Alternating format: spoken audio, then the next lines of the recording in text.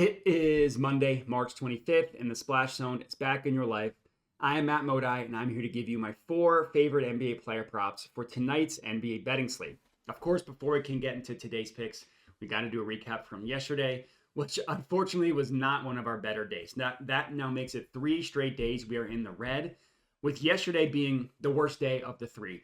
I gave out 5 picks yesterday. I only got 2 of those 5 to cash. Yeah, some of those were bad beats, but still 2 of 5 is 2 of 5. We're down 2 units yesterday on mainline plays.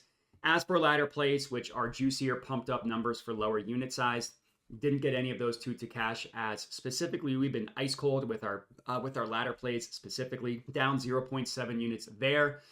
Rough day yesterday. Luckily, 3 bad days in a row is not going to kill our season-long success, and we are still up over the 80-unit mark on the season, up 80.4 units of profit total on our mainline plays.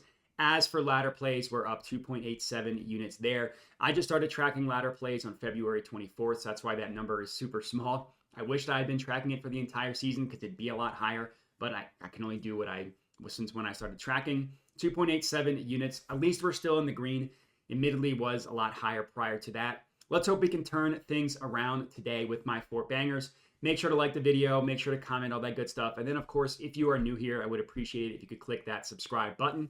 Hey, if you're new, that means you missed the previous 3 days, and now you can start cashing our bangers with a new hot streak. First up, Hornets versus Cavaliers game. I'm taking Carris Levert over 11.5 rebounds plus assists. This is best offered at -104 odds at FanDuel. So I understand this is kind of a random market. I initially did find this play when I was scanning OddsJam and scanning their positive expected value page. I ended up loving it. OddsJam, if you're unfamiliar, they're a line shopping tool that gives you the just kind of mispriced odds on their positive EV play, where one book is an outlier compared to the rest of the markets. It's not everything. It is important. And I love this from a value and an odds perspective. Like if you're strictly an EV bettor, this play is great for you. We got it at -104 at FanDuel. Every other book and the closest books have this in the -130s. Great play from that perspective. Of course, that's not everything, but it is important. I also love the fact that this is a great fade of recent results. Carris Levert has a very high increased role, a very much increased role, however you want to phrase that, with all the injuries that the Cavs had. But he has missed this in 2 straight games. Now, last game against the Heat was particularly gross, but prior to missing it in 2 straight games, he had cashed it in 5 of his previous 8 games. And look at the games that he missed. In 2 games he missed, he had exactly 11. In another 2 games he missed, he had exactly 10. So the floor is there in 9 of his last 10 games. 7 of his last 10, he's gotten to at least 11. And again, the game against the Heat last night, that's kind of an outlier because he only played 20 minutes and they were down by 30 points within like the first half. Even though they're big favorites today, it's unlikely that the game's going to be that much of a blowout that early. And if it does, hopefully it's because he racked up a bunch of rebounds and assists. So the floor is there. As I mentioned, the ceiling is there as well. He has games where he's just crushed this over. Again, same 10-game stretch. 1 game with 19, 2 games with 17, and then he had 14 and 13. So even though he has missed it in 2 straight games, I love the fact that we can fade recent results. And I also love the matchup, both from a rebounding and assist perspective. As for the assists, if you take out the last game against the Heat where he played 20 minutes, he basically didn't do anything. That was clearly an outlier. He only played 20 minutes. If you look at his previous 10 games with that excluded, he's averaging over 8 assists per game, and he's averaging about 12.5 potential assists per game. With all the injuries that the Cavaliers had, including guys that are still out now, his assist rate has been phenomenal. Since March 1st, he's actually averaging more assists per 36 minutes than Darius Garland. And with Dean Wade off the floor, who's not playing tonight, his assist increases by like 4 assists per 36 minutes. So a ton of reasons why his assist numbers should be good tonight. It's also a pretty juicy matchup. The Hornets allow the 5th most assists per game to his playmaking style. And just look at how recent guys have done against the Hornets recently. Props.cash will give you this information. They'll tell you, you look at a stat, and they'll tell you how recent players against that team have performed against their over-under. Like 7 of the last 8 have cashed their over-assist number against the Hornets. Looking at his rebounds, his rebound over-under is set at 4.5. He's gone over that number in 6 of his last 9 games. That still includes the game against the Heat last night. So if you take that out, it's 6 of his last 8 games. And it's a pretty good matchup for rebounds as well. The Hornets are allowing the 7th most rebounds per game to his rebounding style. So all in all, I love this as our first play. Next up, Wizards versus Bulls game. I'm taking Nikola Vucevic, 12 plus rebounds, plus 115 odds at ESPN Bet. This is now the third time that we're going to go with Vucevic's rebounding prop in the past 10 days. He's cashed in each of the past 2 times. So let's hope we can make it an even trifecta on Vooch. And I do want to be honest, for full disclosure, this was a play that I gave out on my Dub Club last night. I gave it out at 10.5. The odds overnight just got nuked, so it's not worth taking at the 10.5 number that you saw last night if you are on my Dub Club. I still like it at the 12 plus money, 12 plus rebounds for plus money. So if you haven't locked it in yet, this is the way I would go, and this is what I'm going to officially track because this is what made YouTube. But just wanted to be honest with everybody there. And the thing with Vooch is he's not a play that he's going to get rebounds in every single matchup, right? You need to target him in certain matchups. For example, last game against the Celtics was not a game you would want to target his rebounds. He had 2 rebounds in that game. Maybe I should have played the over, maybe I should have played it the under, but I definitely wasn't on the over in that game. Of course, the game before that, 2 games ago, he had 14 rebounds against the Rockets. That was a matchup you'd want to target him. That was a matchup that we did bet him, and he cashed the over for us. 2 games prior to that, another team where you would have wanted to target him, he had 13 rebounds against the Wizards. We cashed his over in that game as well. Another game he went over in this 10-game stretch was against the Pacers. Now, I did not have him in that game, but I should have because it would have been a good matchup. Overall, you want to target center rebound props against teams that shoot a lot close to the basket, right? Within 5 feet. All 3 teams that I've mentioned that he went over in the past 10 games, all 3 of those teams are in the top 5 in terms of shots at the rim in the last 10 games. Shots within 5 feet of the basket, I should say. That includes the Wizards, who do it at the 3rd highest rate in the NBA.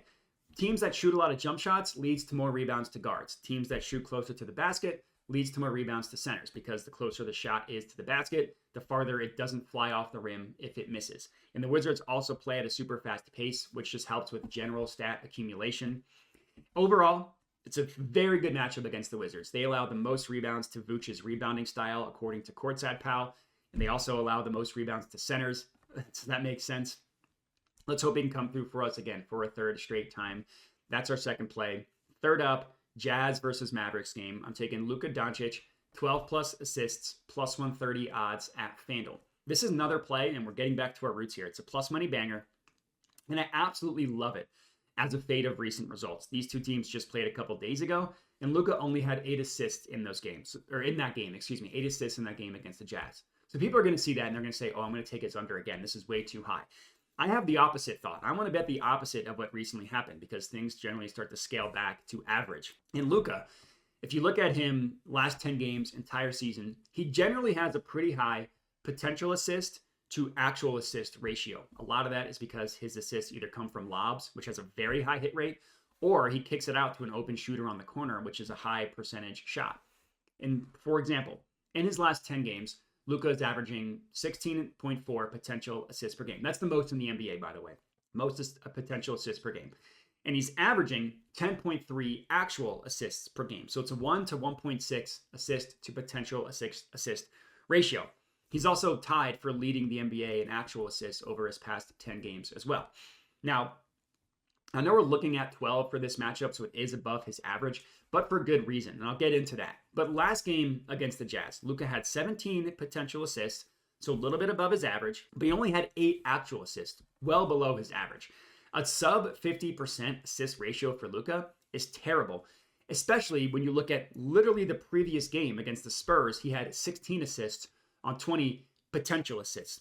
I wouldn't be surprised if he had a similar game tonight where he had like 17 potential assists and 13 actual assists. The reason why the number is so high is because it's a very juicy matchup for point guard assists against the Jazz. If you look at the entire season, the Jazz are tied with the Wizards for allowing the most assists per game in the NBA. And if you look specifically at Courtside Pal, which looks at Luka's playmaking style, the Jazz give up literally the most assists per game to Luka's playmaking style. And that makes a ton of sense, right? When you look into the matchup. You want to know why he was able to get so many assists against the Spurs 2 games ago? Because they allow a ton of points to pick and roll big men. The Jazz do as well. They allow the 5th most points per game, specifically to pick and roll big men. Another reason why Luka's probably, hopefully going to get a ton of assists tonight. Where do his assists come that I mentioned? Lobs, kick out to the corner, catch and shoot 3-pointers. The Jazz, over the last 10 games, are literally allowing the most made and attempted catch and shoot three-pointers in the entire NBA. It's a great matchup for Luka assist. Very confident he's going to come through for us, cash this plus money banger for us. Next up, fourth and final pick of the video, Blazers versus Rockets game. I'm taking Fred VanVleet over 8.5 assists, plus 130 odds at ESPN Bet. I know I just went with him on Saturday, but the matchup is so good for VanVleet again tonight that I'm comfortable riding with him again. Let's hope he doesn't pull us. Let's hope he doesn't pull us a bonus and screw us in back-to-back times going with him. In that game in which we bet his over assist and he didn't cash it for us, he went under. He went 10 of 15. 10 of 15 from three-point range. That's crazy, and that is the anomaly of all anomalies. Not that I'm saying he's a bad shooter, but if you look at his previous 9 games prior to that, he hadn't even attempted 10 three-pointers in any of those games. And then he made 10 last game. Clearly, that's an outlier. And even with that, he still had 7 assists, which is crazy. 10 made three-pointers and 7 assists. And if you look at him recently, even if you include last game, he's been crushing his assist number. He's cashed 9 or more assists in 7 of his last 10 games. That includes last game. One game that he missed, he had exactly 8. Another game that he missed, another 2 games that he missed, he had 7. So his floor with 7 assists is there. And this is another situation against the Blazers where I think his ceiling is there as well. The Blazers have given up a ton of assists to point guards recently. They had a 2-game stretch against the Clippers where Harden had a combined 24 assists. He had 14 and 10. Prior to that, they had a game against the Bulls. Ayo Dosunmu had 10 assists on an over-under of 4.5. CJ McCollum, he had 8 assists on an over-under of 4.5. Peyton Pritchard had 8 assists on an over-under of 2.5. And overall, this is including the entire season, according to Courtside Pal, the Blazers are giving up literally the most assists per game to Fred VanVleet's playmaking style. And as I mentioned, VanVleet's been on fire from an assist perspective recently. Over the past 10 games, he's averaging the 5th most potential assists per game over the NBA, the entire NBA. And he's actually tied with Luka for averaging literally the most actual assists per game as well. I think it's an awesome spot for Fred VanVleet. I think it's an awesome spot for our 4 of these guys as we're fading recent results, 3 of which juicy plus money odds, kind of going back to our roots there, hopefully to break out of this slump. And that's all we got. 4 bangers for you guys to lock in. Make sure to like, comment, subscribe, all that good stuff. And the last thing that I mention at the end of every video is I do have a Dub Club where I send out picks that get sent directly to your phone. It's only $5 a month. Now, I want to be clear. Everything that you see me give out for free, either on YouTube or on Twitter, those are the plays that I give out on Dub Club. The reason why I even have the Dub Club and why people pay is A, some people just don't care about the YouTube videos. They want a tail. They don't care about the YouTube videos. Some people don't always have time to watch them. So it's nice to have the Dub Club to just get everything sent to your phone. Or by the time you watch the videos on YouTube, sometimes the odds change. Unfortunately, there's nothing I can do about that. So my way to combat the odds changing was to come up with the Dub Club where everything gets sent immediately. As soon as I decide what a pick is, it gets sent to Dub Club so you can lock it in before the odds change.